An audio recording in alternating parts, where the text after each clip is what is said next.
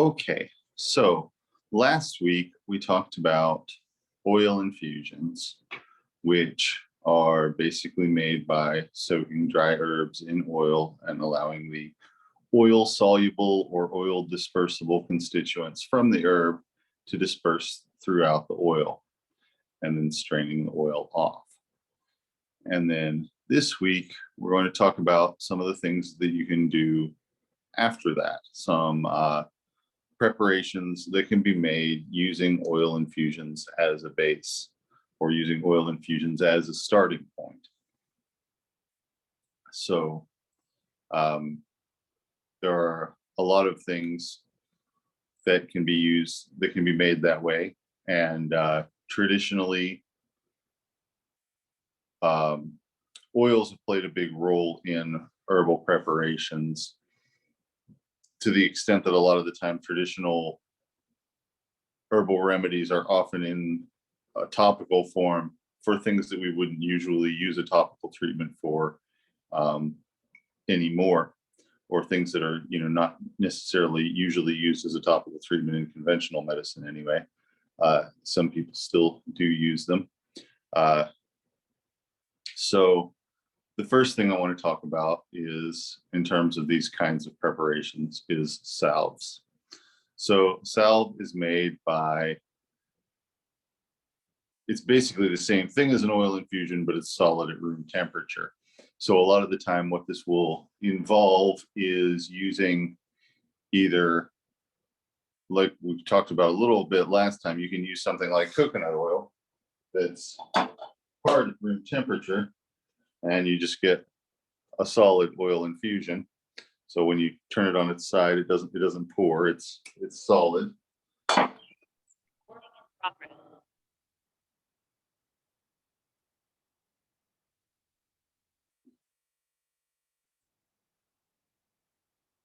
And so that's one way that you can do it, is just by starting out with a fat or oil that is solid at room temperature. And some of the popular ones for that would include coconut oil or shea butter or cocoa butter. And those are all purchasable things that you might find that would be used in that way. Historically, animal fats were used a lot. You don't see a lot of commercial products made that way anymore for a variety of reasons. Well, one of which is just that it seems kind of gross to people. But you could do a oil infusion in bacon grease or something like that. And people definitely have goose grease. There are a lot of, if you look at old herbals, a lot of medicines made with goose fat. I don't really make anything like that in my practice on a general basis, but it's definitely something in the culture that I came from, in Appalachian culture, that people would definitely make, burn remedies using hog's fat or something like that. But if I were going to do that, I would do the same thing with coconut oil, and people would be a lot less grossed out by it, and I would like the texture of it better, and so forth.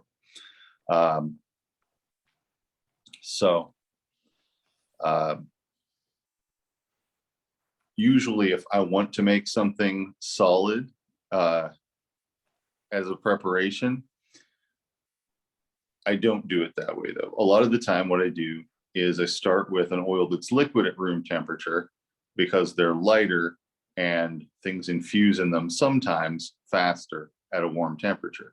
So a lot of the time I'm using either sesame oil or grapeseed oil. Those are my two favorites. I encourage everybody to try out different oils and see what works for them, what you like. But those are some favorites of mine. Sesame oil,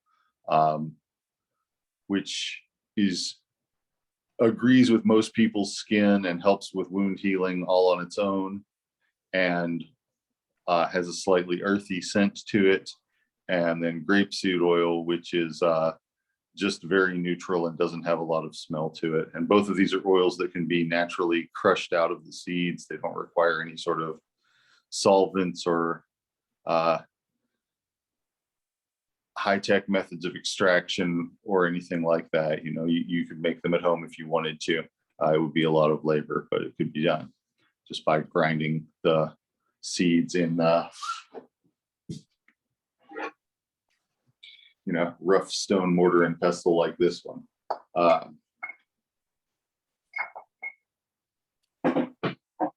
So a lot of the time, if I want to make a salve, I will start out with sesame oil or grapeseed oil. I'll cook my herbs in it and make the oil infusion like we talked about last week. And then I'll strain it, strain the herbs out of it, strain the plant material out of it, and then melt beeswax into it. Beeswax is produced by bees, and it will thicken stuff up. Beeswax has a very solid texture at room temperature. It's almost like a plastic, but once it's melted in with the other oils, you get it sort of averages out with the consistency of the oil, and you get something that's softer than beeswax, but more solid than oil.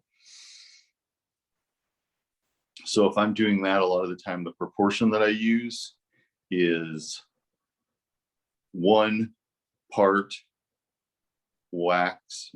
beeswax to 15 parts oil infusion. So for instance, when I'm making mugwort and wintergreen and comfrey salve, which I've talked about before, I will start out with usually more than 15 ounces, 16 or 17 ounces of oil. But then by the time I've cooked the plant material in it and the plant material has absorbed some of the oil that I can't get back, once I've strained the plant material out, I'll probably have about 15 ounces left, and then I can use 1 ounce of beeswax in with that. And that produces a nice consistency. That ratio is fluid ounces of oil, which I don't ever actually weigh, but they weigh a little bit less than an ounce. And then the ounce of beeswax is by weight. So it's actually weight of the solid material compared to volume of the fluid material, which is, not exactly a one-to-one comparison, but it's often how we do things in herbal medicine is weight to volume, weight of solid material to volume of liquid material. But yes, fluid ounces of oil compared to weight of actual ounces of beeswax. Now, if you buy beeswax, there are a few different forms that it'll come in. Any of them will work similarly for making a salve. You can get it as beeswax granules, which are tiny little processed white grains about the size of couscous that you can mix in, and they melt very quickly. You can also get refined beeswax, which is the usual way to find it. It's usually molded into a little bar or a little, sometimes a little hexagon shape, like a bee cell, like the cell of a beehive, something like that. That will melt more slowly, but it melts in just the same, and you get a very similar finished product. Or depending on where you're at, sometimes you can find raw beeswax. I spent a fortune on beeswax before I found out that I could contact my local beekeeping association, and these people have like tons of beeswax that they're eager to get rid of. So the last few years I haven't really had to buy it or haven't had to spend much on it anyway, because somebody will say, okay, I can give you a pound of beeswax for $5 or something like that, for a nominal price. And so that's what I've been doing, because 5 pounds, you can make a lot of salve, even 75 pounds of salve out of 5 pounds of beeswax. So that lasts me a while, probably about a year. So you can get a lot of beeswax if you make friends with your local beekeepers, or if you reach out to your local beekeeping association, which probably does exist wherever you live. So that is a very basic way of making a salve. And I've talked a little bit before about making oil infusion of cayenne using just a couple tablespoons of cayenne in 8 ounces of oil. So you could make that same infusion and then strain it and then put it into, turn it into a salve, and that way it would be less runny on the skin, at least at first when you put it on. Of course, these do melt, so if you put them, very much of them on one spot, it will kind of run. But that is also a little bit variable because you can make different thicknesses and different consistencies depending on how much beeswax you put in. So you could start out with the proportions that I was talking about, and then if you wanted something that was stiffer, if it's very hard, that means in general that you're going to end up using less of it. So if you wanted something that you were going to use, for example, a lot of the time I'm using these things as like a first aid salve that I'm putting on scrapes and things like that.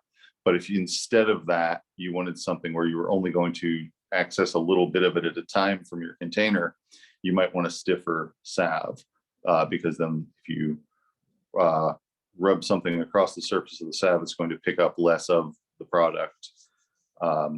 Say if you took a cotton ball and swiped it across the surface of it, it's going to pick up less of the product. If you wanted to make a lip balm, you'd probably want to use about twice as much beeswax, is what I said. And you can buy lip balm containers where you can pour it into a little thing and it makes it a stick. You can also just put it into a small jar, salve jar, or a little tin, which there are small tins that you can buy to put salves in as well. And then you can just, rub some on your finger and rub that on your lip if you want to do it that way. Kind of like what Carmex comes in. You've probably seen that in stores before. Or Tiger Balm would come in a similar type of thing.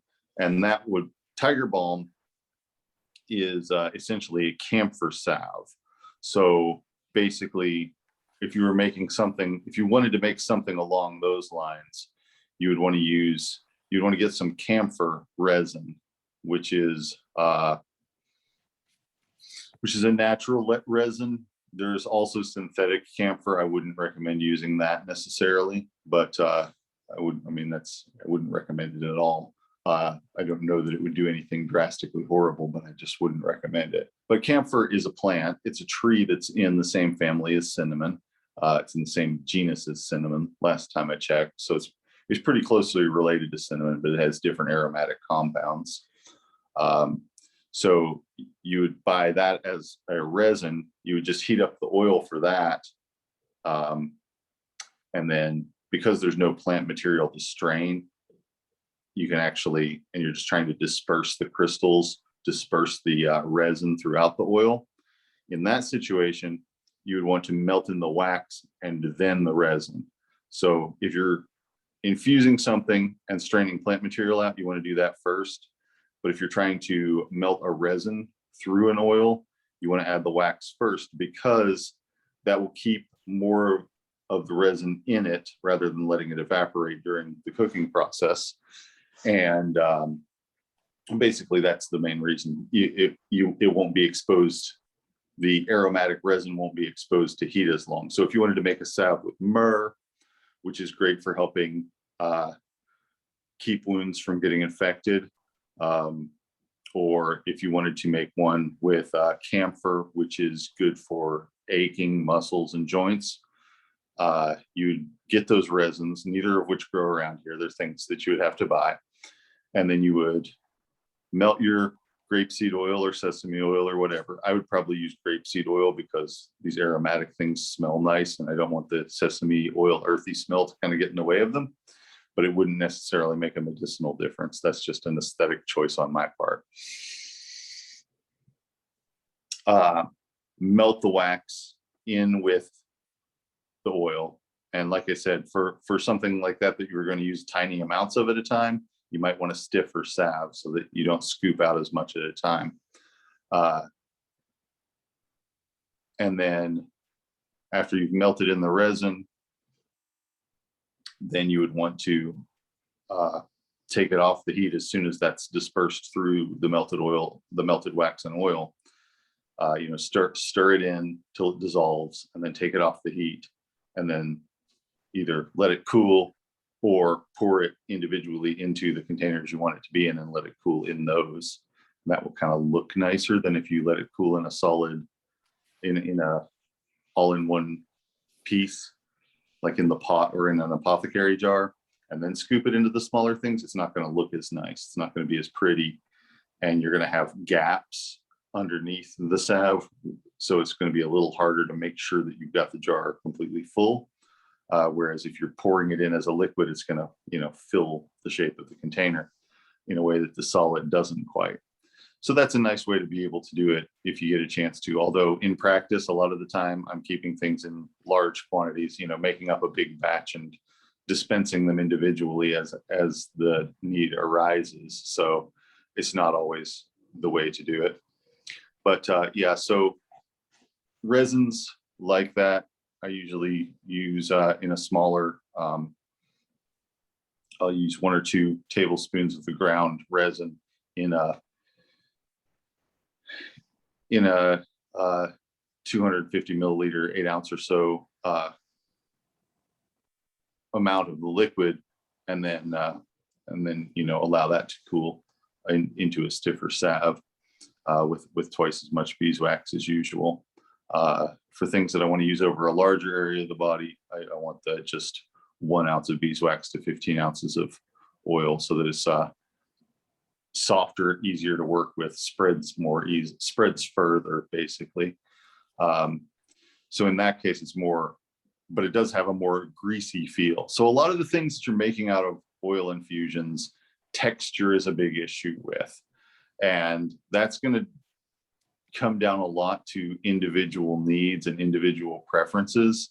But the 1 ounce of beeswax to 16 ounces of oil or 15 ounces of oil is going to make kind of a grease-like consistency rather than a stiff, hard salve. I like that. Often I will put, slather some of that over an injury and then put a bandage over that, or wrap over that if I'm dealing with something in a first aid type setting. Just a second. Okay, let's see.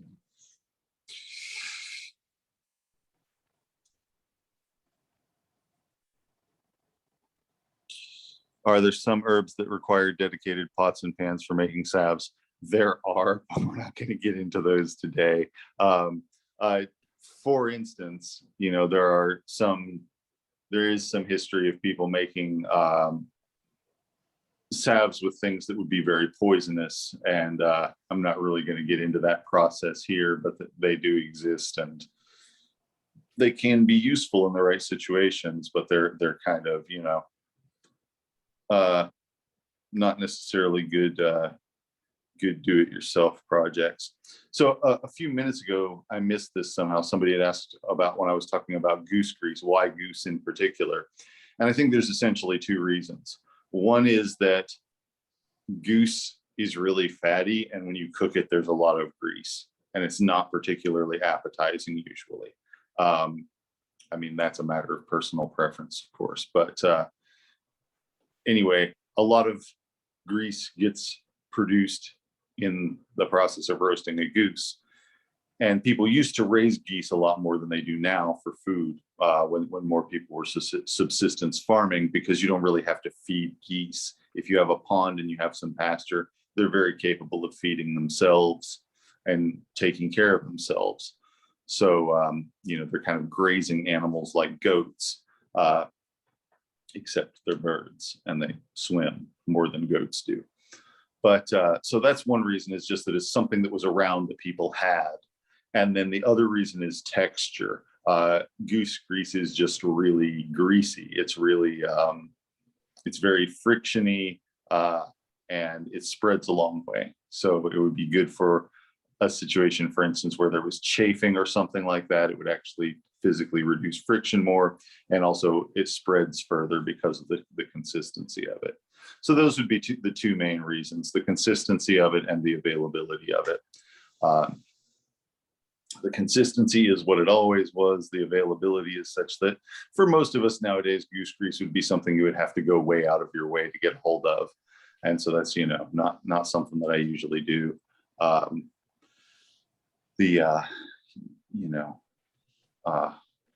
Oil and wax tends to work pretty well for me. A lot of people like to use olive oil. I don't usually use olive oil, but it's very traditional. It's in the, let's see, the parts of Europe where olives grow did a lot of writing things down early on, and the parts of Asia where olives grow as well did a lot of writing things down fairly early on. And so a lot of old traditions are based on their recipes. So I can't think of a specific recipe from classical antiquity, but a lot of the ones that would be out there would involve olive oil. And so that's something that people have, it's kind of been enshrined because of that tradition, and because a lot of what we think of as Western culture tends to look towards Greek and Roman culture as an antecedent and try to, imitate the way that they did things.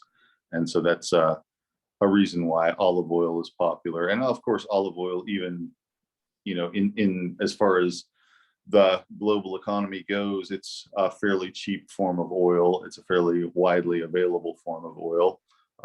It's still a lot of it produced in Greece and Italy, also a lot of it produced in Spain, corresponding roughly to the ancient Greek, Roman, and Carthaginian civilizations that sort of made it well known throughout Europe through their writings. Let's see. Yeah, so olive oil, it would work largely the same way. You can thicken it with wax. Like I said, I use beeswax. I definitely recommend staying away from paraffin wax, petroleum wax, because it doesn't really, it's a synthetic, it's a petroleum-based compound. It will give you the same types of consistencies at slightly different proportions, but it clogs pores, and it's just not as welcomed and made use of by your body in quite the same way.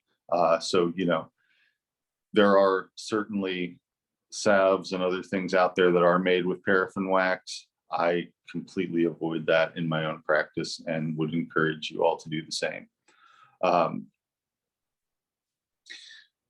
there are lots of other wax besides beeswax. I use beeswax because it's fairly readily available, easy to come by, more or less. But there are other things, like, for example, when I was in Central Asia, people were using candle nut wax. I wouldn't know where to get candle nut wax here, but it's a plant that grows there. And if you crush up the nuts from this plant and melt the oil out of them, it makes a very hard wax that's very good for using in salves. It takes less of it to thicken any given quantity of oil than it would for beeswax. That's also true of palm wax.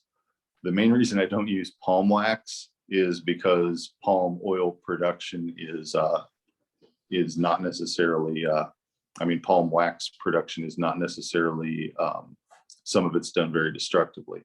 Palm wax is different than palm seed oil, but they're both potentially environmentally questionable. And with the beeswax, I can talk to the person who raised the bees, and I can talk to them about where it came from and what sorts of things that it encountered. So that's a difference in terms of tractability and in terms of ethics. To me, it's really important to know as much as possible where the medicine that you're giving somebody has been, so that you know that it really is what it's supposed to be. And I think that that's something that people have unintentionally caused harm at times by giving patients things that they thought were one herbal product when it was really something else, when they had been sold something unbeknownst to them that was not really what it was supposed to be. So I try to be really careful about sourcing, and I think that that's a good guideline to follow. It's just kind of know where it's been. But there are a lot of different plant waxes out there that can be used in salve making.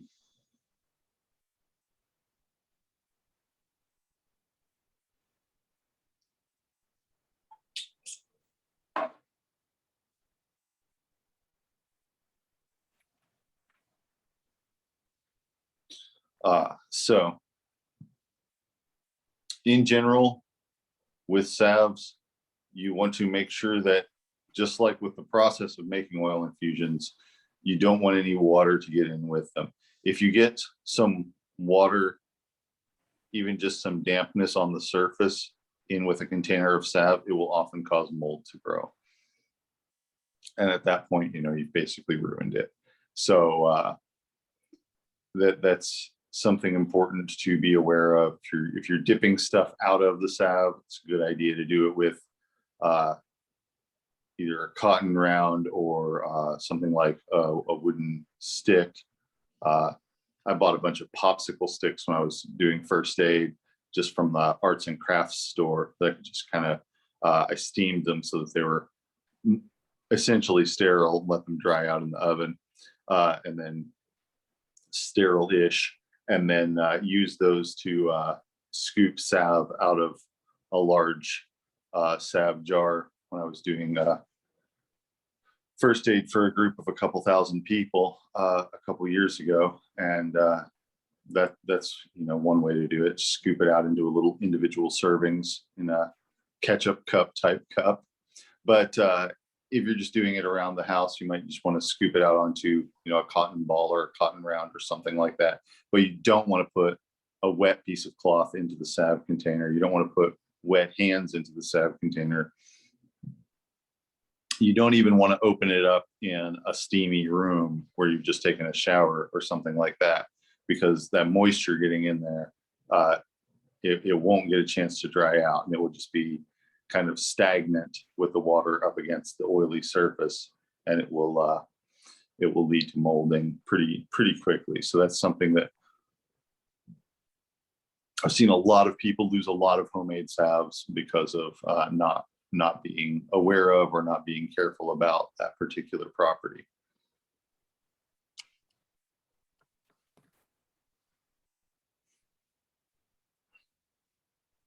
All right, so that's basically an overview of salves. And as Janelle mentioned in the comments, you can get little containers sometimes at dollar stores or something like that, and arts and crafts stores like Michael's will have usually have the tubes for lip balm if you want to make that. The next area that I want to talk about is emulsions. Emulsions are where you intentionally do something a lot like what I just said not to do, which is mixing water with an oil infusion. What's she saying? Full Circle Market keeps containers and stock as well. Where is Full Circle Market? Tell us about that. In Winchester, Kentucky. Yeah. Good Foods Market has them here in Lexington, in the supplements section as well. So let's see. Yeah, so emulsions are where you mix water or maybe a water infusion, for example, like a tea or a decoction, in with an oil or oil infusion. So that's a pretty neat thing. You can get some of the oil soluble components from one thing, and you can get some of the fat soluble components from the other thing, and then mix them together. You need to have what's called an emulsifying agent, which is something that will mix with both fat and with water so that you can get the two things to mix together with each other. So lotions are an example of an emulsion. They're not just oil and they're not just water-based stuff. There's some of both and they're blended together. So when we talk about how you can make that sort of thing on your own, however, a lot of these would not necessarily be shelf stable, and there would be sort of things that you would want to use when they're fairly fresh and make in, you know, reasonably small quantities and use over the course of a week or two, rather than, you know, making a year's worth at a time the way you could with an oil infusion or a salve. So if you use enough preservatives, you can get them to have a longer shelf life, but that's a tricky thing to figure out too. So for our purposes, we'll talk about using them for short term. So let's see what I've got here. Hang on just a second.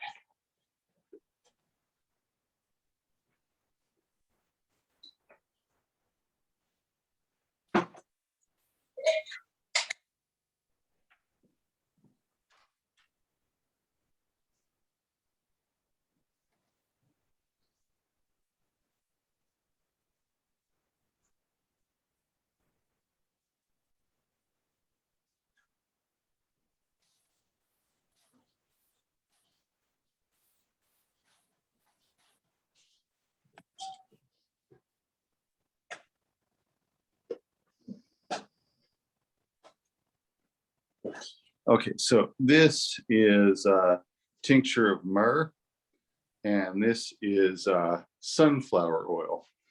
Now, the sunflower oil is just plain oil in this case. I'm not using anything, it doesn't have anything in it to thicken it, and it doesn't have anything in it, like any herbs infused in it or anything.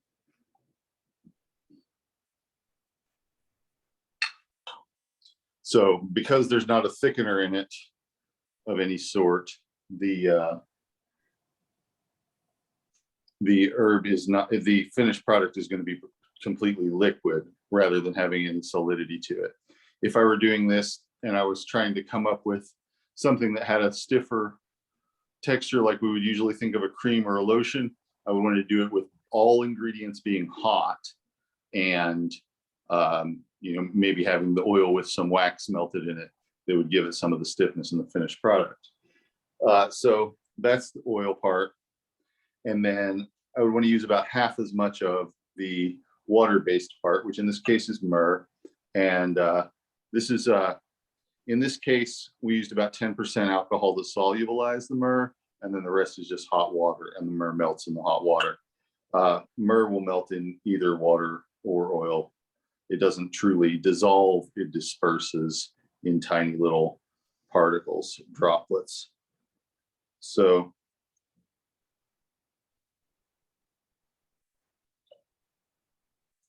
I want to use about half as much of the liquid part as I do of the oil-based part.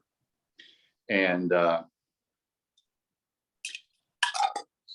or at least definitely more of the oil-based part. Again, that's largely going to come down to texture. So in this case, you get two distinct layers when I first mix them together. Because the myrrh can disperse in oil or water, it does it better when it's hot, but I'm going to see how it goes with it just being cold. You get a situation where the heavier water-based part sinks to the bottom, the lighter oil-based part floats on the top. And if I give this just like one quick shake,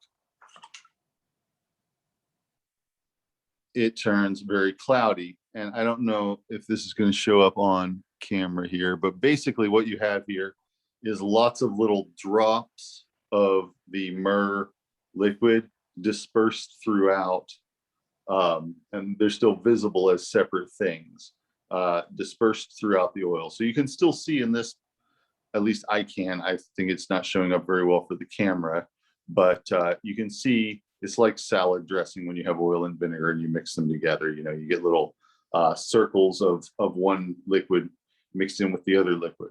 But with a little bit of more agitation, that gets more and more mixed together. And in this case, the myrrh is acting as the emulsifying agent. The myrrh, because it can disperse in either the liquid or the oil, and in this case, it's doing both, and it's taking some of the liquid with it throughout the oil. And then what you get is a sort of creamy liquid that doesn't have any distinct, you can't tell any distinction between which part of this anymore is the myrrh and which part of it is the sunflower oil. It doesn't have a lotion-like consistency because it's completely, not thickened at all. But it does have same sort of feel on the skin as a lotion would have. It's just completely liquid. So, like I said, if you wanted that to be more solid, there's two ways you can go about it. One is for it to be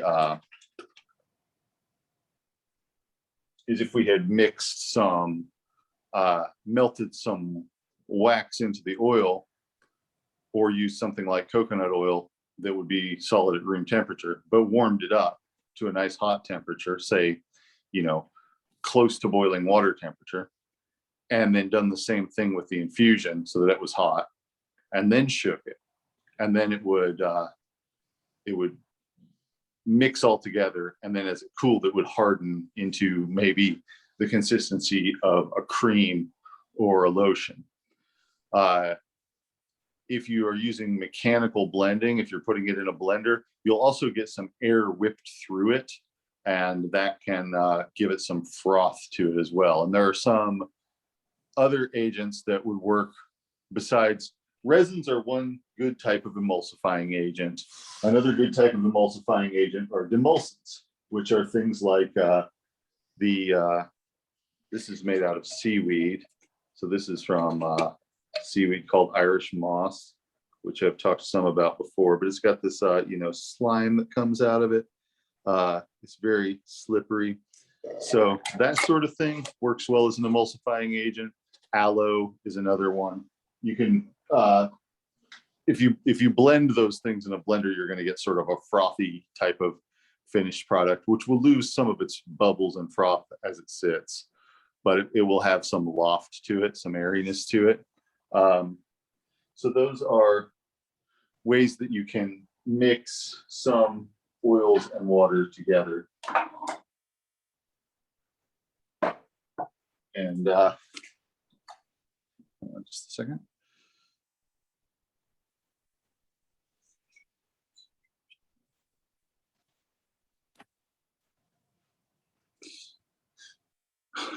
Becca says she uses oil, wax, and aloe vera gel, and it emulsifies well. Tell me about that. What are you making?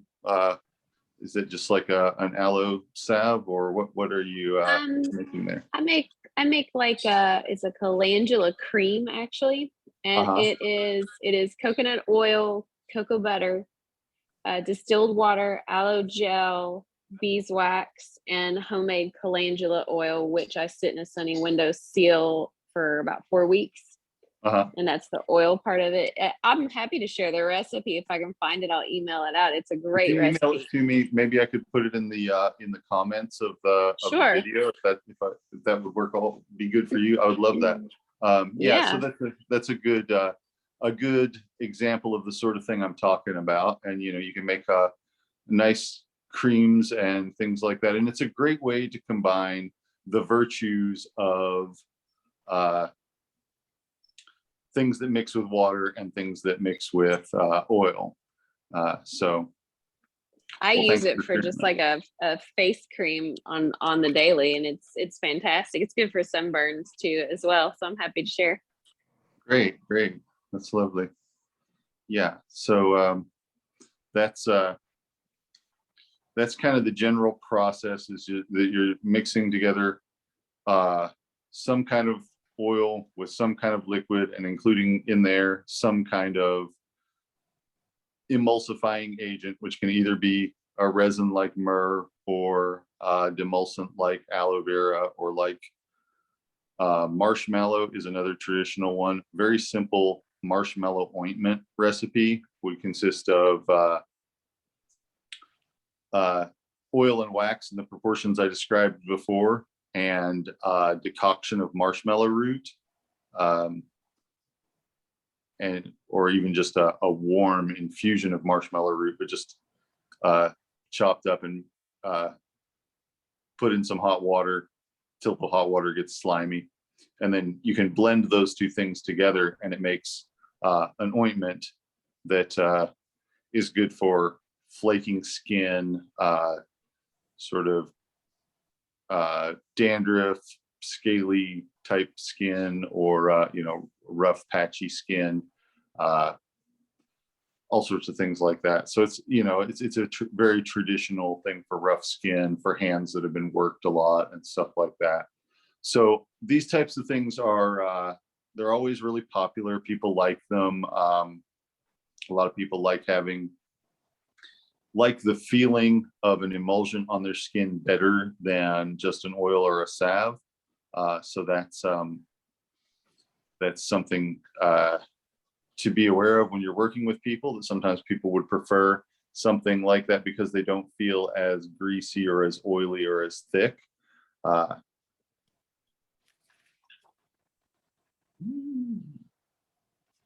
just a second.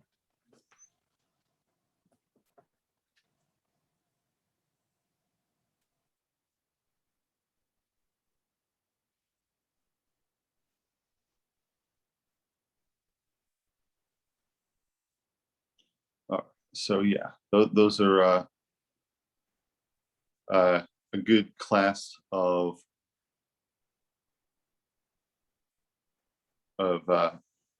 remedies to know about and to be able to make. And I really encourage people to experiment with them, find recipes that work well for you once you've understood the basic premise behind making them. Just a second, I have to get my charging cord. I'm going to take you with me.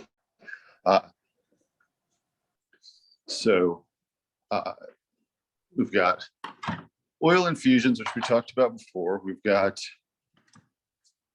salves, which are oil infusions with something to thicken them. And then we've got emulsions, which are something that is used to, in which there's the oil infusion and perhaps a thickener and some kind of emulsifier, water-based something or other. So lots of different approaches that you can use. Just a second.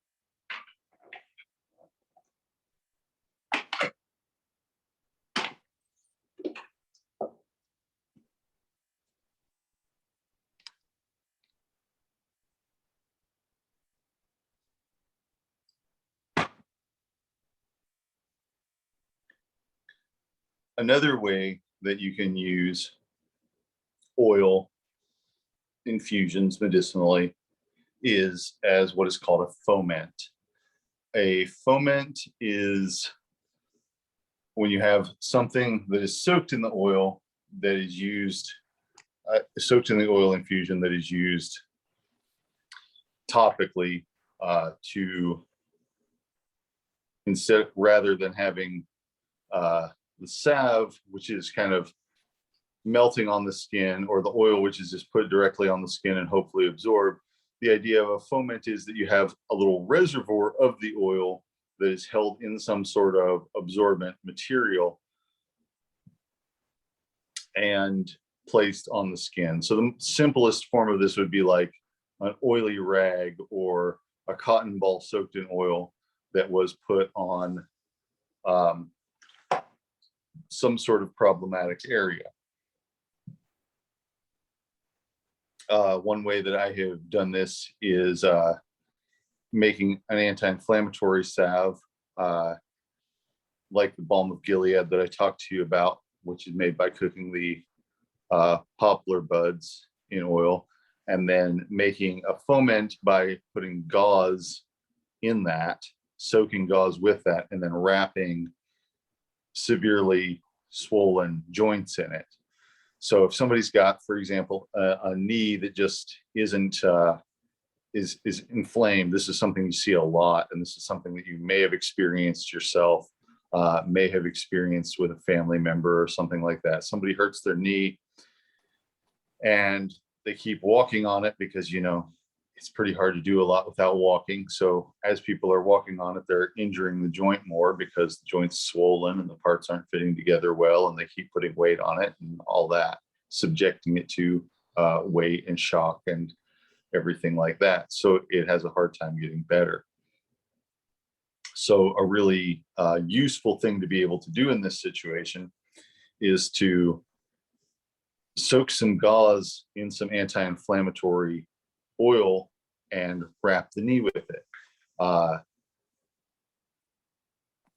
You know, it doesn't have to specifically be gauze, but gauze is cheap and readily available.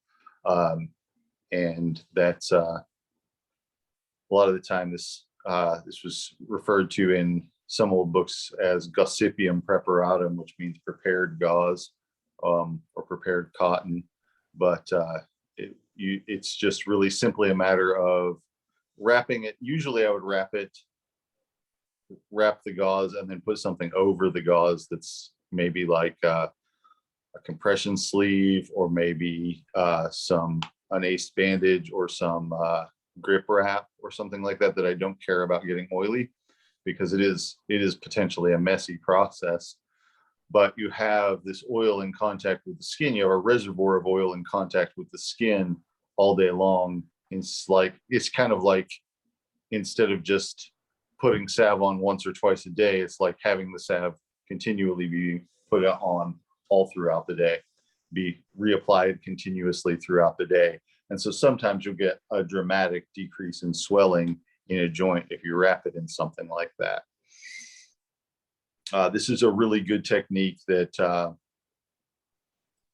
I think has largely been lost to modern clinical practice just because it's messy and time consuming. But it's also, especially in the context of being like a home herbalist or working with a small group of people, where you're not really trying to do production and efficiency and, you know, getting people in and out of your clinic as fast as possible, but you're just really trying to, you know, provide care and take care of somebody, which hopefully is what you would be doing in a clinical practice as well, but it isn't for everybody. So it's a really good technique to know about. You know, you just put a towel under their knee while you're wrapping it, or doesn't have to be a knee, it could be a wrist, it could be a finger. But any joint that you can wrap something around. I've known of people who have done it for like chest, bruised ribs and things like that as well. It's kind of more of a process, and that's not exactly how I would approach that particular process. But gauze to wrap a joint that's been soaked in anti-inflammatory salve is really a really good trick, a really neat trick that sometimes produces magically, fascinatingly quick and quality of life changing results. So that's one example of a foment using an oil infusion. Another example would be a wound dressing, which this is actually something that is used a lot in a text that I mentioned previously, the Sushruta Samhita. I mentioned that when I was talking about sesame oil before, but it's one of the foundational texts of traditional medicine of India. And it's about 2,000 years old, I think. Yeah, somewhere around there. But there's the technique in this of using an oil soaked bandage over a wound and then having a bandage over that creates some compression on the wound. So for instance, if someone has a cut, one thing you can do, if it's a cut that you're worried about scarring, for instance, and you want to make sure that you do what you can to keep it from scarring. Let's see. I had a better set of props here, but let's say somebody's got an injury right about there on the wrist, and you want to try and keep it from scarring. You want to get it to heal up as completely as possible and as quickly as possible. One thing you could do is get a sterile sponge, which is a thing that you can get in, you can get them CVS or drugstores will typically have them. There's something that is used in first aid, but get a sterile sponge, soak it with some recently heated and presumably microbe-free sesame oil or some sort of healing salve. You know, one salve that I've used in this context is an oil infusion of an herb that I'm going to talk about here in a few minutes called prunella or heal all, and also rosemary. And but whatever healing salve you like to use, and you know, sesame oil is a very basic one. Put the sponge, inundate the sponge with that and put it over this, and then put a bandage across that that's going to completely cover it, that's also going to create just a little bit of compression. So if you got like a big stretchy band-aid that's going to hold the stretched a little bit so that when it's relaxed, it's going to create some compression, bringing the edges of the wound together underneath the oily bandage. So that will often heal more completely than it might otherwise, and with less scarring. So that's a good technique to use if you're trying to get things to heal on the skin, and also if you're trying to get things to not scar as they're healing. I really like that. It kind of softens up the tissue. There will still be maybe some scarring, but it will often be a lot less noticeable or traumatic than it would have otherwise been. So that's a useful way of using an oil compress. Another way that you can do them, and this is if there are certain trigger points or certain areas where there's often pain, like for example, a lot of people will just have like a persistent pain right here in the space between their shoulder blade and their spine. And if you just take a large bandage with an absorbent pad in the middle and put some of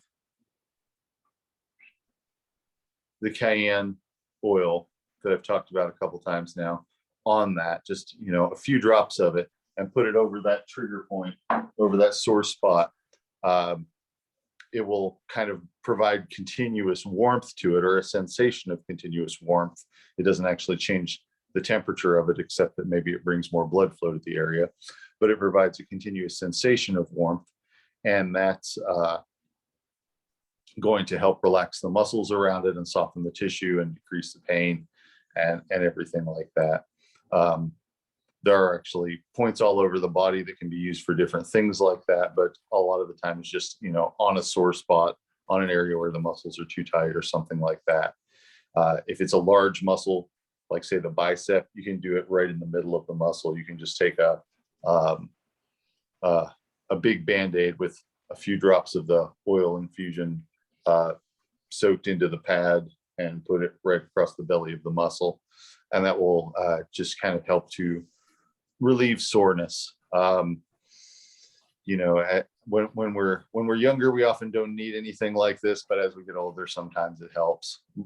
Lower back is another area where this salve and sometimes pads soaked in this salve can be really helpful.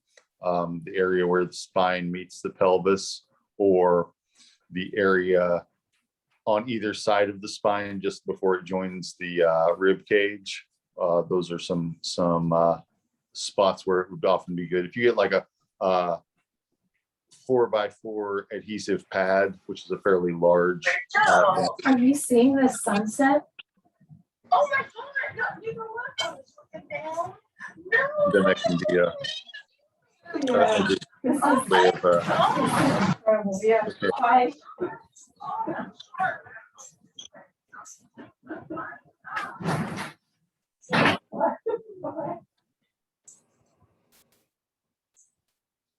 Right, so yeah, that can be a good way of providing some relief to areas of sore muscles, and also to areas of bad circulation. I mentioned that sometimes people have used mullein, used a little bit of mullein oil on the feet to try and create, better circulation in the feet. And cayenne can actually be used that way too. And the trigger point for that is sort of right where, how should I describe it? Right on the sole of the foot, in between the ball of the foot and the next bone over. There's a good point where if you warm that point up, it just kind of warms the whole foot up. One of the attachments of the plantar fascia. So so oil, a foment with an oil infusion is another great way to use oil infusions beyond the obvious.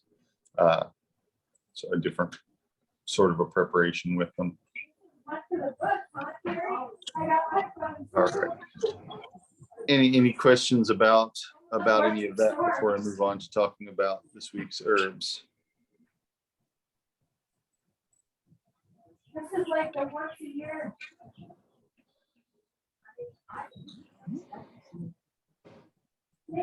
Maybe one last. This is gorgeous. Yeah, gorgeous.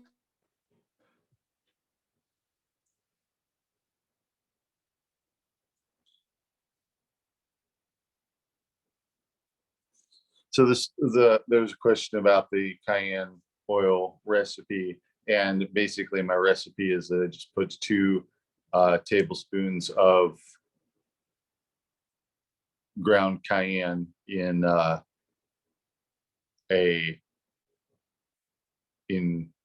8-ounce jar or 250 milliliter jar of carrier oil, and then let that infuse for several days and let it turn all red. So it's pretty simple. That's what I have. That's what's in this jar. So it's a pretty simple way to make it. Okay, so the 2 plants that I want to talk about this week are heal-all, also known as prunella or sometimes self-heal, and ground ivy. Ground ivy is Glaucoma heteracea. It's not an actual ivy. It is a member of the mint family, as is the heal-all. So I'm going to talk about the heal-all first. Heal-all is a really inconspicuous plant. It's a fairly common weed. It's not native to this part of the world. It's native, as far as I know, to Europe and Western Asia. But in temperate areas, but it's very common here in Lexington and slightly less common elsewhere in more rural areas of Kentucky as a weed. And I think it's pretty common as a weed throughout the temperate parts of the Northern Hemisphere. And like just about all members of the mint family, it has a square stem. In its case, it has purple flowers that grow in a little cone-like flower head at the top of the stem. And so it has the rather dramatic name heal-all, which I think is, you know, of all the herbs out there, this is the one that people named, English speakers at least, named heal-all. And the reason that they named it that is because of it being used as a wash for non-healing wounds, and especially for irrigating bad wounds. You know, in the old days, a lot of the time, if you washed your wounds with regular water, you're kind of washing it with, you know, a lot of germs and things like that. People didn't necessarily have what we would think of as clean water handy a lot of the time. Sometimes they did, depending on, you know, where their water sources were. But a tea made out of this plant can be used to wash out wounds, and has, besides the fact that it doesn't contain bacteria because it's been boiled and is a tea, it has a number of things in it that keep the wound from putrefying and keep it from not healing, or that help it to heal. One of those things is tannic acid. Tannic acid is a very common plant substance, and it's in hundreds, thousands, maybe millions of plants. I'm not actually sure how many plants there are, but it's in a lot of them. But that's one of the substances that is fairly abundantly in this plant. There's also rosmarinic acid, which is an organic acid that helps to kill bacteria and helps to make the area being rinsed with it into a less suitable environment for anaerobic bacteria, which are what cause a lot of wound infections. And then it also contains a substance called beta-sitosterol, which is a very mild plant steroid, an anti-inflammatory substance. And it contains a bunch of stuff that we probably have never really discovered yet, because people haven't looked all that thoroughly into the pharmacology of this particular plant. It's not very much an herb of commerce. If you went to your local health food store and tried to buy some heal-all, they probably wouldn't have it. Mine doesn't.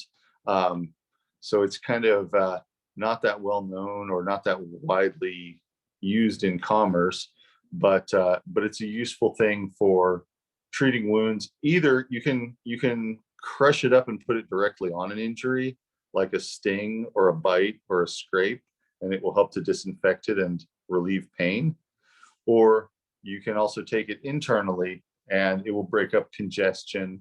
It will induce a little bit of sweating, which will help people feel better from fevers. And often it will help with upset stomach and digestive complaints as well. So it has, like, it's not a super powerful herb for anything, although it is pretty good for washing out wounds. But it's not what I would think of as a super powerful herb in most situations, but it provides a little bit of help for a very wide range of situations.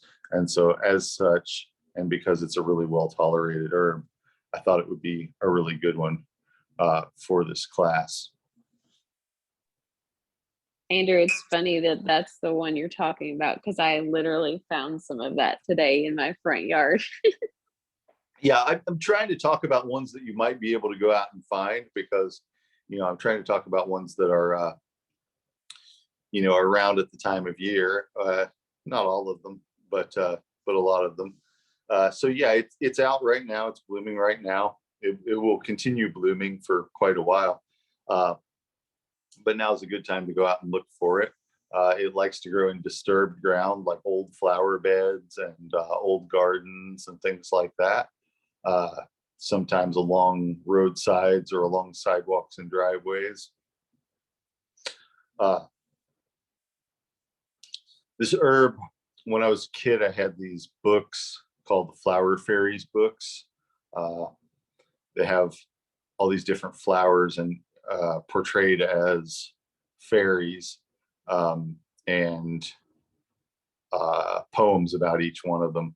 But this one that's called the Song of the Self-Heal Fairy was one of my favorites. I think it was my favorite. It's got a little fairy that's like helping, I think, mice and frogs, treating their injuries and stuff like that. And it's just like was one of my favorite things when I was a kid. So it's something that has some sentimental value to me as well. But it's a real good one for kids to know about because it's fairly distinctive looking. There are some other things that look similar, like bugleweed looks kind of similar, but there's nothing dangerous that looks very similar. So, if somebody mistakes bugleweed for heal all, it's not gonna cause any harm. It's just not gonna work as well. But it's a good plant to show the kids. It's a good plant to show yourself also and learn about. The thing that I most use bugleweed for now in my practice is for gingivitis. Using usually what I'll do is I'll give people a tincture of it and tell them to mix a little bit of a spoonful of this in 2 ounces of salt water and rinse with that. But it's really helpful for that. It's really helpful for changing oral bacteria, because sometimes oral bacteria can get really thrown off if somebody has a tooth infection or if they have any sort of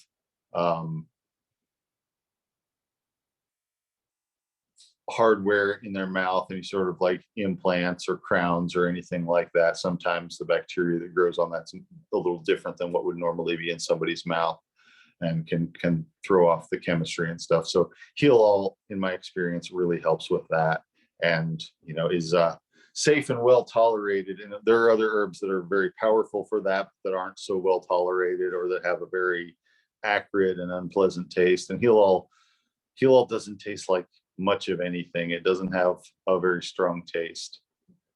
It can be a tiny bit bitter or sour, but it's not real minty, it's not real bitter, it's not real anything.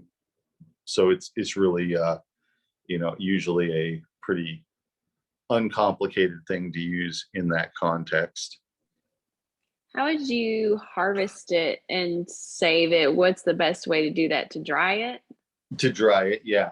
So like right now you go out and you find it, and a lot of the time when you find it, it's growing little stems, single stems or small clumps of it that may or may not be connected to a big, like it will have a stem that runs along the ground and puts up a new clump every several feet. If it's a very well-established stand. If it's not such a well-established stand, there'll just be little clumps of it or little single stems of it. And you can just trim it with scissors. You don't have to pull the whole plant up by the roots. It'll keep growing. So you can just come out and trim the parts that are standing up, the tall stems of it with leaves and flowers on them, and then put them in a paper shopping bag and let them dry, or spread them out on something and let them dry. And they dry pretty quickly. Probably a good idea to rinse them off well before you dry them, but they'll dry pretty quickly. Sometimes in the process of drying, goes for most members of the mint family. Sometimes they'll drop seeds as they're drying, and because they will often have on any given stem, they'll have flowers that haven't bloomed yet, flowers that are in blooming now, and flowers that are already past their bloom and have started to produce seeds. So a lot of the time while they're drying, the plant's like, okay, got to finish up this seed production, and they'll finish it up and drop the seed. And then you'll end up with, if you're drying it in a bag, you'll end up with seeds in that bag, and you can go back to where you found them and shake them on the ground and you'll get more of them. So it's a way that you can perpetuate a stand if you want to. You might think, okay, this isn't a native plant and I don't want it growing in this area, so I'm just going to get rid of it. But that's not usually how I do things. So yeah, dry it, and then you can make it into a tincture. You can make it into a tea. A lot of the time I make a 10% alcohol extract of it, which is sort of like a tea, but it has enough alcohol in it to be shelf stable until opened, and then be refrigerated after opening or something like that. So it's a useful plant for a lot of things. And like I said, you know, it's a good thing to have around for just colds and fevers and things like that. It'll induce sweating a little bit and make people feel better. And it's, for some people, easier to take than lemon balm, which is kind of my usual thing for that. But lemon balm does have some stronger tastes to it that Heal All doesn't. And it can be used either as a poultice or as a compress for injuries as well, for swelling, bruising. It will make bruises go away faster, that sort of thing. So if somebody gets banged up and you want to soak a cloth in some Heal All tea and wrap that around the bruised area, that's you know, it's one plant that is good for that. You know, yarrow is another plant that's good for that I've talked about before and that I would often use, but Heal All is good for it as well. So it is a pretty simple plant, you know, very easy to use, well tolerated, and versatile. And you know, once you learn to recognize it, it's pretty accessible as well, because it grows in a lot of places.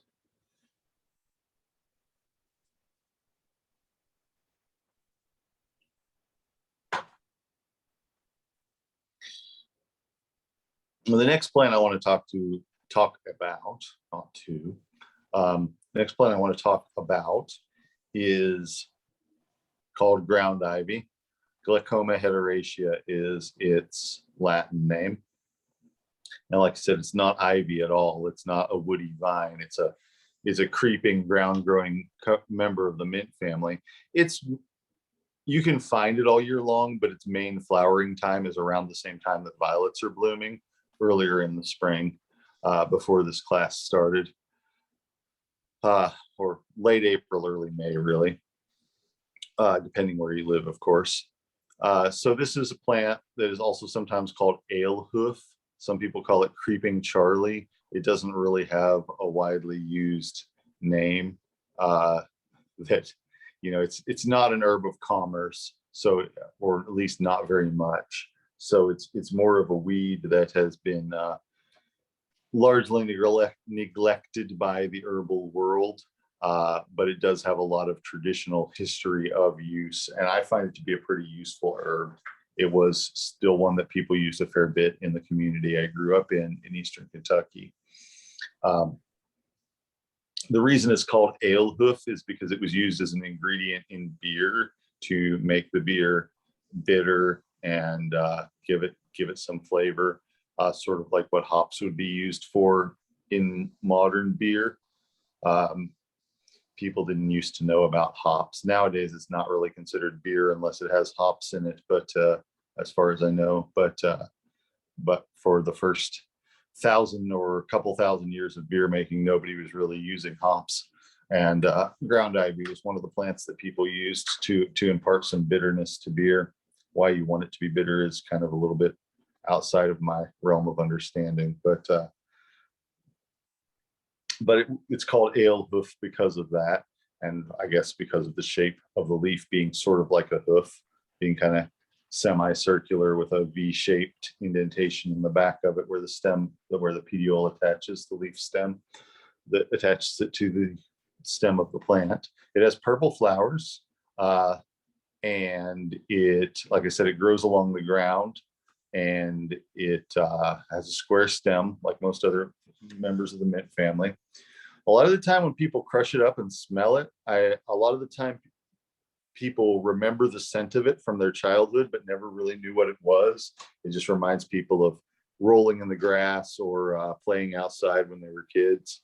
So, it's something that has kind of been with you all your life without you necessarily noticing it. If you live in this part of the world, or if you live in probably the temperate areas of the Northern Hemisphere, generally speaking.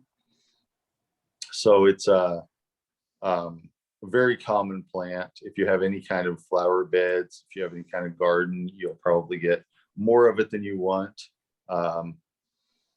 Medicinally, the main thing that I use it for is for short-term relief of respiratory stuff. So if somebody is congested, it's not a real strong expectorant the way that something like horseradish or camphorated salve would be. It doesn't provoke a lot of coughing up of stuff, but it makes it easier to bring stuff up when you do cough. So it makes coughs more productive and less racking, less painful and that sort of thing. It also helps with congestion. It helps with ear issues sometimes. If somebody's got clogged ears or is having dizziness from fluid buildup in their ears, or if they're having repeated reoccurrences of irritation or infection inside their ears, sometimes ground ivy taken internally, not taken through the ears, is helpful for that. So if somebody's ears aren't draining, it can help them to drain, I suppose. So it's got, a fairly wide variety of medicinal uses as far as that goes. It contains some aromatic compounds that are a little bit different than anything else. It's not minty. It's more like, I almost want to say that it's piney, but it's not exactly piney either. It's not resiny. It's like the non-resiny part of pine. It has a cooling scent and a bitter flavor to it. It can be taken internally to promote digestion because it is bitter. So it's pretty useful weed that's already around for a lot of us, and that is got a pretty good variety of medicinal properties. I've noticed that most grazing animals don't eat it, and because of that, I feel like it's maybe a good idea not to take it long term. I don't know of any specific poisonous traits that it has or anything like that, but and maybe it's just the texture. Has a little bit of a hairy leaf, and it has a little bit of, it's bitter and things like that. So it may just be a matter of taste and texture, because mostly plants don't really want to be eaten. But as far as I know, it doesn't have any poisonous substances in it. But again, I don't really use it long term, and I don't consider most of its indications, most of the things that it's for, to be long-term types of things. But I do really like it for all sorts of respiratory types of things, all sorts of respiratory complaints.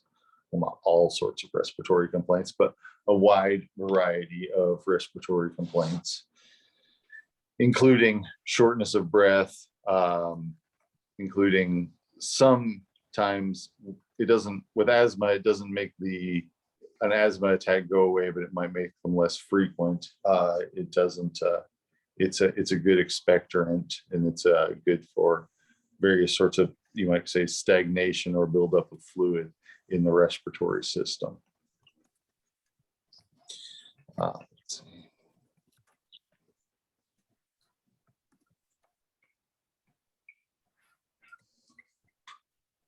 see. So that's again, with that plant, it's a member of the mint family. It's an herbaceous plant, so you just want to get the above ground part of the plant. Harvesting it in springtime when it's in flower. You can find the leaves pretty much all year, but during a short period in the spring. In the spring, it'll have very beautiful flowering stalks with lots of little purple, tiny purple flowers on it, bluish purple flowers on it, about the same color as violets. And that's when you harvest it. And I like to, again, rinse it off and dry it in a paper bag because it's out of the sunlight and it's out of the possibility of dust collecting on it. You just want to kind of, when I'm saying drying things in a paper bag, it's important to not pack them in too tightly because air won't circulate around them. So, just kind of loosely packed into a paper bag and put somewhere fairly dry. And allow to dry. And then when I'm making it into medicine, I usually peel the stems off.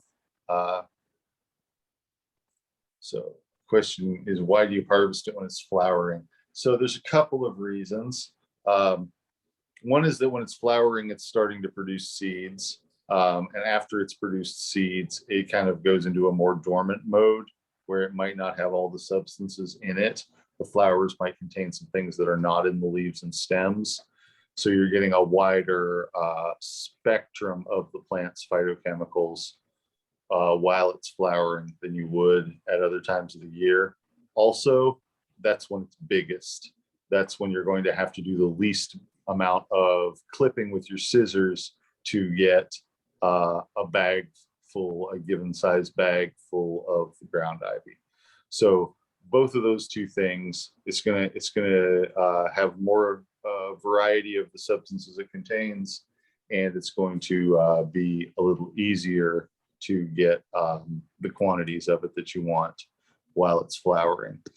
If you miss the flower but you really want some, it's okay to go and get it at other times. It's just going to be, the leaves are going to be a little more bitter. It's not going to have the stuff that's in the flowers, which is maybe a little more of the high notes, the more aromatic parts of it. But it's going to be, 85 or 90% the same. It's going to take more clipping to get your bag of stuff full, or your basket or whatever full, than it would have been when it was flowering. But so that's the ideal time, the best time, but it's certainly not the only possible time to harvest it with that particular plant. So yeah. And after I've dried it, I usually pull the leaves off of the stem. The stem is mostly just fibrous material. It doesn't have a lot of the medicinal components in it. So we call this garbling, this process of taking out the parts of the plant that aren't what you want to make the medicine out of, like stems, pulling the stems out. And that's part of the process of medicine making. And then once you've got it down to the leaves, I'd usually grind those up a little bit, crush them up a little bit, and make a tincture out of it. And you can make it into, tincture is the main way that I make it. Tea is also, even more traditional, which would just be steeping it in hot water. You don't want to boil it or anything. And like I said, it has some bitterness to it, but it feels and tastes very medicinal. And to me, it's just kind of a nice way to connect with the environment and connect with the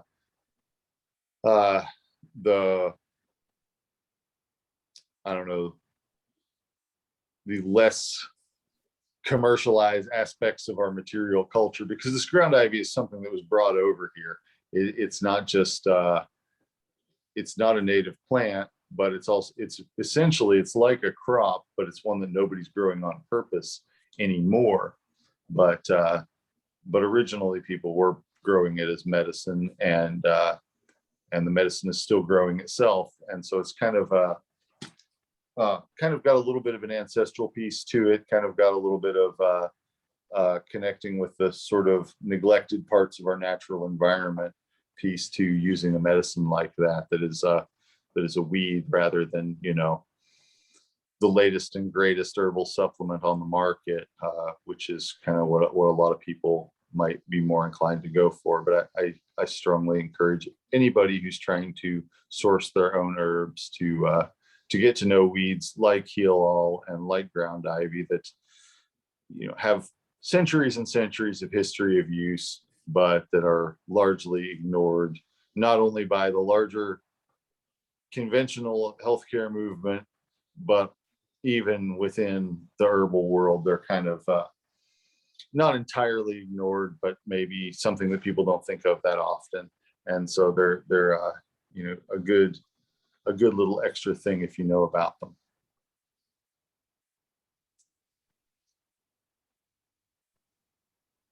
All right, so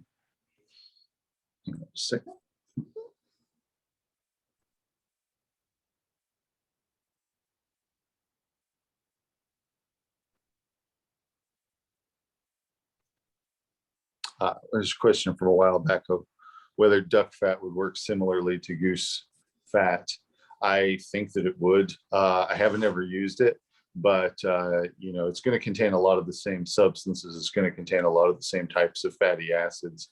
So I expect that it would be very, very similar, perhaps close to indistinguishable.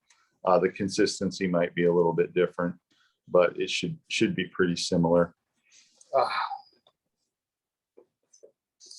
And that too is a nice thing about herbal medicine that I really hope that I'm imparting to everybody, is that it's very flexible.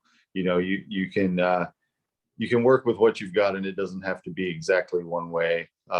There's a lot of margin for error because we're working with very well tolerated substances, which means that, you know, you can do things a little bit different without it becoming dangerous, and while it's still imparting benefit. So, yeah. So right now it's July, and so we're pretty far into the calendar year, and let's see, I want to do our next plant walk. I want to talk a little bit about our next plant walk. I'm going to do it on the 6th of August, which is a Saturday, which is a few weeks from now, just under a month from now. And so I would like for everybody to let me know if you plan to attend in person. And also, I'm trying to decide between a couple of different places. I kind of want to go to an area that's in the Palisades of Kentucky, along the Kentucky River. So basically what I want to know is from everybody, and kind of send me an email letting me know, is would you be able to attend this class in person? This is on Saturday, August the 6th. And secondly, would it be possible for you to hike in an area that's sort of a little bit more rugged terrain than what we were in last time? Nothing dramatic, nothing like climbing or anything like that, but just maybe a little further of a walk on steeper uphill and downhill type of grades than what we were looking at last time. Because if possible, I'd like to have a group of people going into one of our Palisades nature sanctuaries around here to look at some of the things that are growing in a little more wooded area, in a slightly different bioregion, an area with a little bit of a different habitat. In addition to being forest instead of field, like we looked at previously, it's also it's along the river, and it's along an area that has different levels of elevation from the river, levels of distance from the river, and therefore different amounts of fog and moisture and things like that.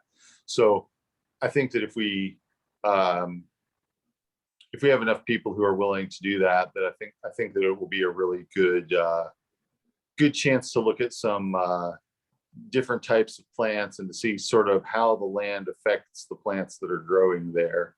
I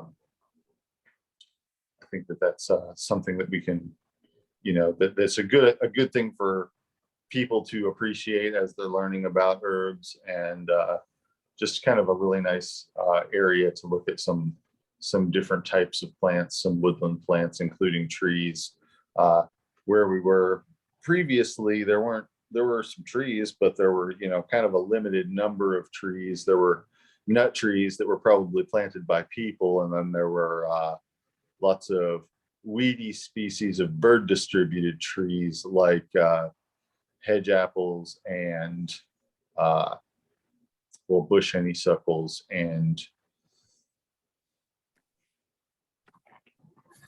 calorie pears, Bradford pears, which there were a lot of it out at that place. So this would be a different mix of trees and plants in a wider variety of microclimates and habitats, which I think could be a really nice thing. But again, it'll depend on who's able to come to it. So just shoot me an email letting me know your thoughts about that.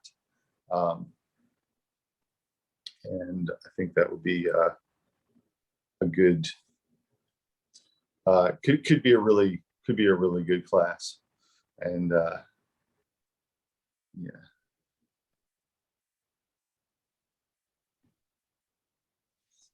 Gretchen makes the comment that it's a joy to use the food and medicine that grows where you do, and I think that that's a really true thing, and I think that it's a really a big piece that's missing from a lot of our lives. And I also think that it is, and this is kind of maybe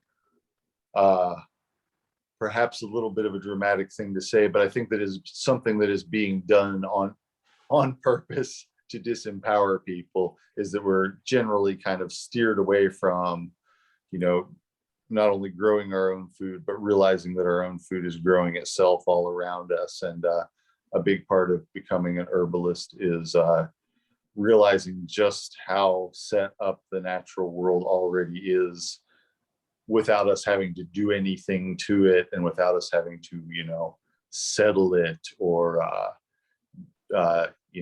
force it to be a certain way. It's not necessarily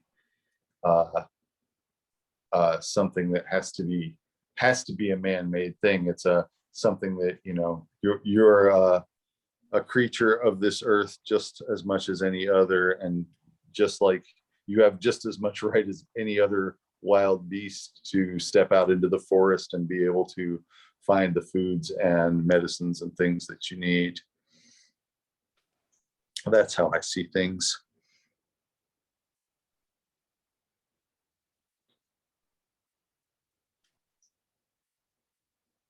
And for people who aren't able to come on that particular weekend, we'll record it and we'll post the video. I'll make recordings and post video. So hopefully you won't miss too much if either you have other things going on that weekend, or if you have if the process itself of going to the place and going up and down the hills is not as accessible. That's I'll do my best to make sure that no one misses out entirely.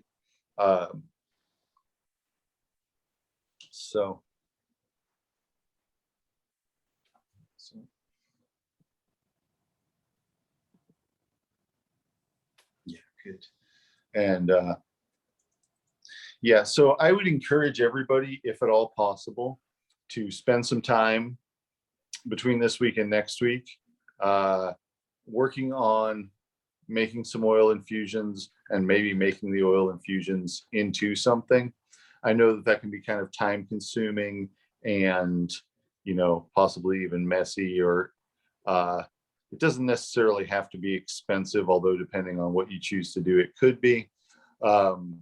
but I would encourage everybody to put some energy, if at all possible, towards that process, because especially oil infusions and emulsions and things like that, they take some getting used to, and they take some trial and error to find what works for you and what works for the people that you're working with. It's kind of it's an experiential thing. It's something that you can learn about academically through me telling you, or from reading it in a book or whatever, but there's a certain aspect of that particular learning, I feel like much more so than with infusions and tinctures even, that is going to be about the process of you doing it and getting good at it. You know, it's something that takes a little bit of getting good at, and working with. And if you have any particular questions about it over the course of the week or whatever, feel free to give me a message. And what I would love to be able to do is talk some next time about things that people made. If anybody wants to, you know, show and tell us a little bit about things that they've made, I think that would be great. You know, no pressure. You don't have to do it, but if you wanted to, it would be lovely. It would be a good learning experience for everybody. And I think that, you know, it could be a fun process as well. And, you know, for a lot of people find that these sorts of things make nice gifts, being able to make things like that. Another thing I didn't really talk about, because it's sort of a whole other can of worms, is making soap with oil infusions. And the way I make soap is that I use lye made out of hardwood ashes, made by straining water through hardwood ashes, which I just have a metal coffee can that I poke some holes in the bottom of with a nail, and then I put a coffee filter in that, and then put ashes from the fire in the coffee can, and then run water through it, and you get this brown clear liquid that comes out the bottom, and that's the lye. And you can mix that with the infused oil. Lye is a little bit of a tricky substance to work with, is the thing. It can burn your skin and stuff like that. But if you mix it with the oil and kind of heat the oil and stir it together, it'll turn the oil into soap. And if you do that with an oil infusion, you can make mint soap. You can make cayenne soap. I don't know why you would want to. Don't do that, but you could. You can make jewelweed soap is a common one that people use, because if you can use the soap to wash away poison ivy. Any soap will work to wash away poison ivy, but the jewelweed soap has an antihistamine component along with it as you're washing it away. So you know, using an oil infusion as the oil for soap making is another way that you can use an oil infusion, if you want to learn the craft of soap making, which, like I said, is kind of a whole other can of worms, kind of something that would be, you know, maybe that would be a good subject for a workshop during the weekend intensive, perhaps. But it's something to be aware of, that you can use oil infusions for, and that oil infusions are routinely used for.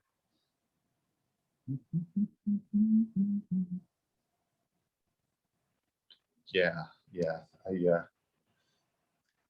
My process is not, it's a hot process rather than a cold process. I don't really know how the cold process works, but I've given to understand that it's kind of more commonly used and maybe safer in the process, so that it doesn't, you know, bubble lye on you and burn your skin or whatever. But so I learned to make soap from one of my teachers, who was kind of somebody that lived in Eastern Kentucky and was my ag teacher when I went to school there. And he showed us all how to make soap. Of course, they used animal fat, which I don't, like I said, I don't do. But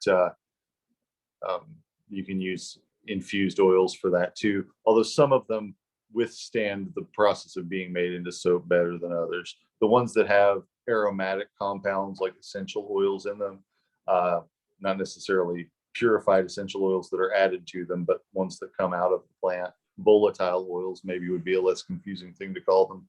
The ones that have volatile oils in them that are aromatic tend to last through the process pretty well. So lavender soap has always been very common. The lave part of lavender is, means washing, because it's has traditionally been used in soap making, specifically because it helps to repel insects. It helps to keep fleas and other things like that from getting on you or getting on your clothes, and so forth. So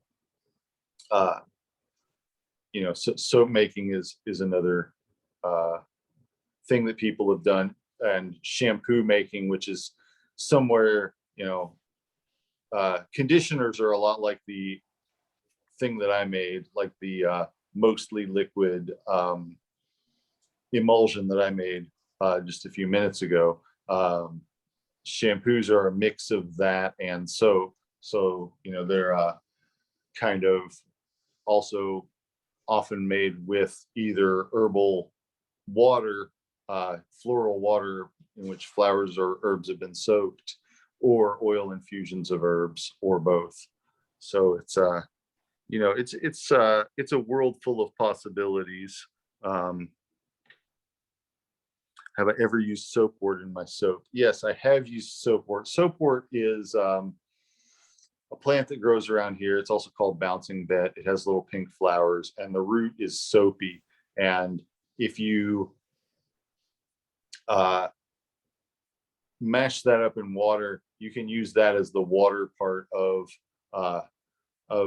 soap making. So you can actually use that as the water that you make the lye out of, and then add that to other soap, or you can add it into the soap after you've added the lye and water together, and then it'll be a more liquidy soap, and then you have to let it dry for longer.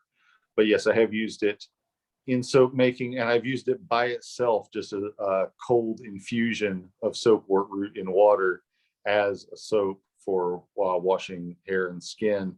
And I've used yucca for the same thing. Yucca root, also sometimes called bear grass when it grows around here, although that name belongs to something else out west. So yucca root is not to be confused with yucca root, which is a different thing. But yucca root is also soapy, and I've used it. I don't like it as well for hair and skin, but it works well for fabric, for clothes. You can take a yucca root, chop a few pieces up, and tie it in an old sock and use that instead of laundry detergent. And I've done that. I did that for years. I haven't done it lately, but for a couple of years, that's what I used for laundry soap. It doesn't take much, and you can reuse the same root slices 3 or 4 times. So yeah, there are some good soapy plants that grow around here. Bouncing bet is hard to find enough of to make it worth the trouble, make it feel like it's worth the trouble. But if you have a good creek that it likes to grow along, sometimes you'll find a pretty good stand of it.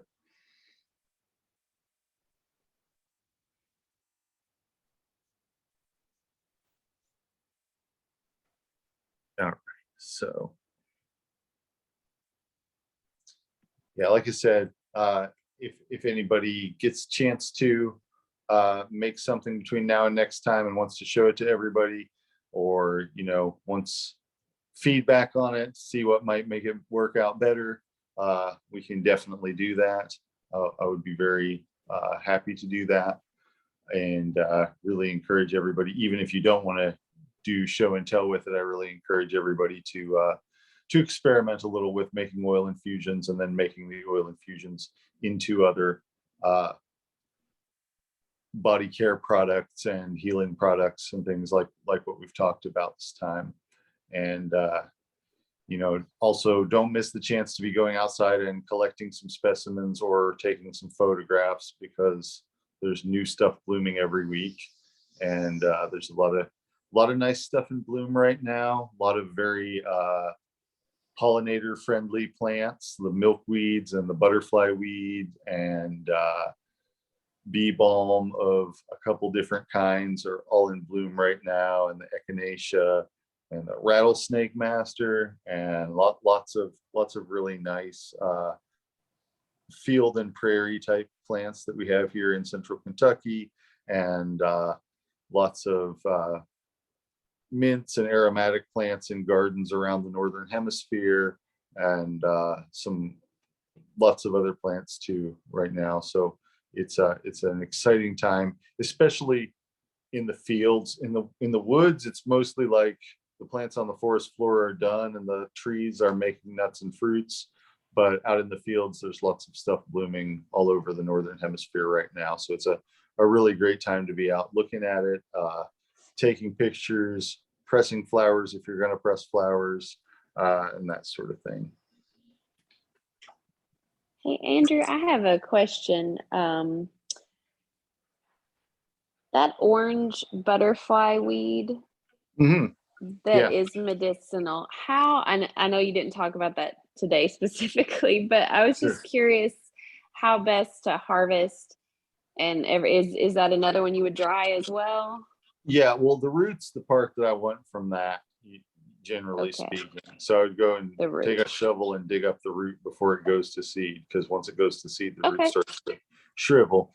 But yeah, dig a little bit of it up with a root, wash it off, and you can just let the whole root dry, or you can slice it up and let the slices dry. Okay, cool, thank you. Yeah, so I've gotten another question that was, what was it? For ground ivy, what's the length of time that you would consider short-term or appropriate? Because I'd mentioned, that I don't usually use it for long-term, about a month or so. I've often used it for 4 weeks, and I've yet to ever see any sort of problem from it. So, that's usually what I think of as short-term, is, from 1 month to the next, something like that. 4 weeks. It's not going to cause any problems. If it ever was going to, it's not going to cause any problems in that amount of time. So, yeah. The only thing that I would be concerned of is, because it is a bitter, and because, like I said, I've noticed that animals avoid it, is that it might be hard on the liver if you were to use it, like, for months or years, but for weeks to months or weeks to a month is fine. And usually the indications are shorter lived than that. So something that, a lot of the time I would just say, take this until you stop coughing, or give me a call in a week or something like that. And then, if it's not gone in a week, we'll do something different. So, but yeah, a month is fine. You can also make an oil infusion of ground ivy, and that is a good thing for nail fungus, which is a kind of a hard thing to get rid of. It's one of a half a dozen or so things that I try out for nail fungus, which is, basically the same type of thing as athlete's foot, but it's under the nail, and it makes it a lot harder for medicines to get to it because it's in harder tissue. So it's something that often works with that. Not every time or anything. It's not usually the first thing I use, but it's one of the things I keep around to try. All right, so anything else? All right. Any other questions? All right. Well, I will get this video uploaded, and I'll get this posted. And thanks for coming, everybody, and be thinking about August 6th as the next herb walk, and whether you'll be able to make it to that. And let me know so that I can plan how we're doing it. And that's about all I've got for this time. And if anybody thinks of any questions between now and next week, feel free to give me a call or a message, email, whatever.